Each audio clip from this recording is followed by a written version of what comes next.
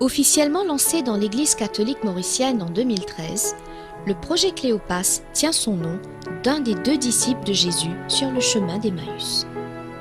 Le disciple s'appelait Cléophas, et comme son compagnon, il était très attristé et abattu 3 jours après la mort de Jésus.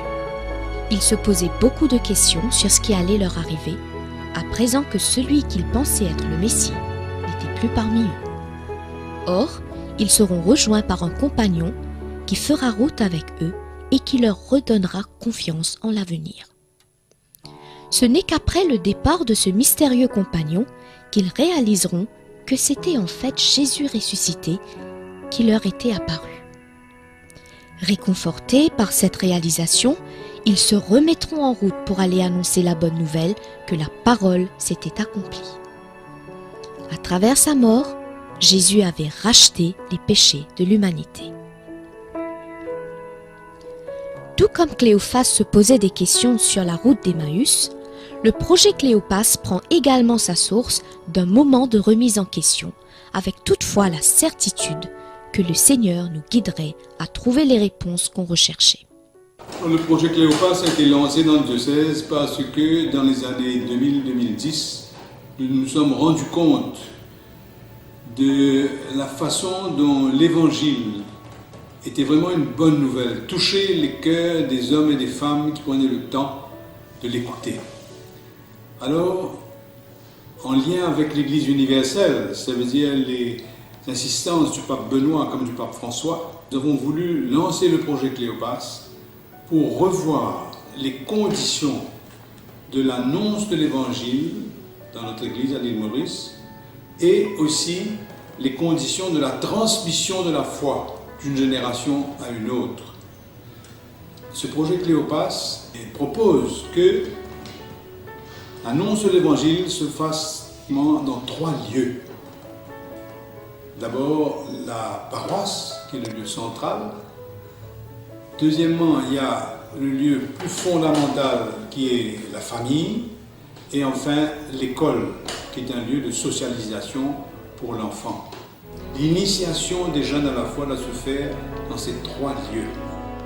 Et c'est ainsi que 3 années durant, différents acteurs se sont relayés sous la férule du professeur Henri de Rooidt de l'Université catholique de Louvain en Belgique.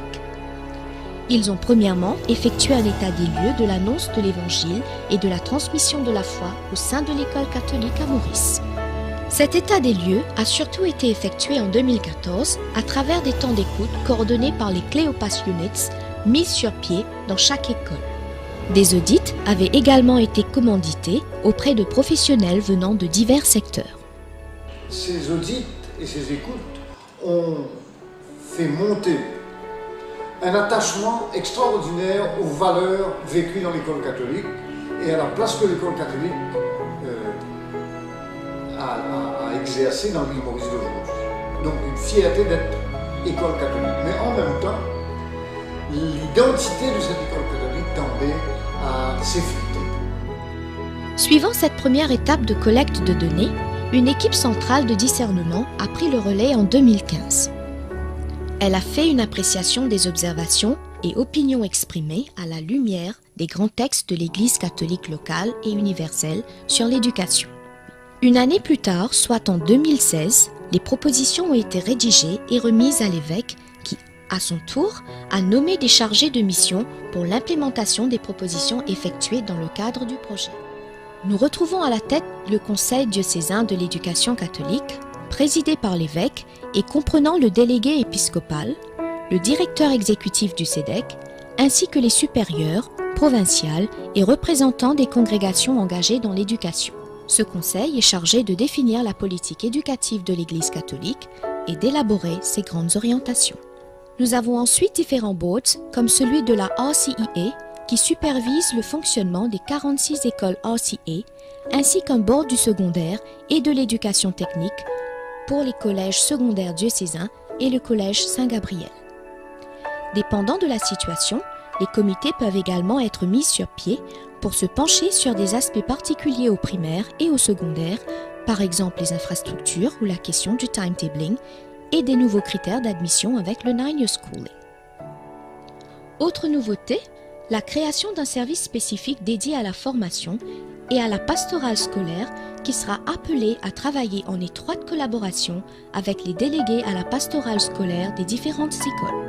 Ce service assure et coordonne divers programmes de formation élaborés dans le cadre de Cléopas, par exemple à l'intention des nouvelles recrues de l'éducation catholique, des administrateurs et du personnel en fonction, selon les besoins par exemple lorsqu'il s'agit de l'introduction de nouvelles matières. Enfin, des comités ont également été institués pour se pencher sur des items comme les finances, les ressources humaines et les relations publiques. Avec Cléopas, l'instance dirigeante de l'éducation catholique se réunit donc autour d'un service, le service diocésain de l'éducation catholique. Le service de l'éducation catholique. Autrefois, ce service s'appelait le BEC, le Bureau de l'éducation catholique.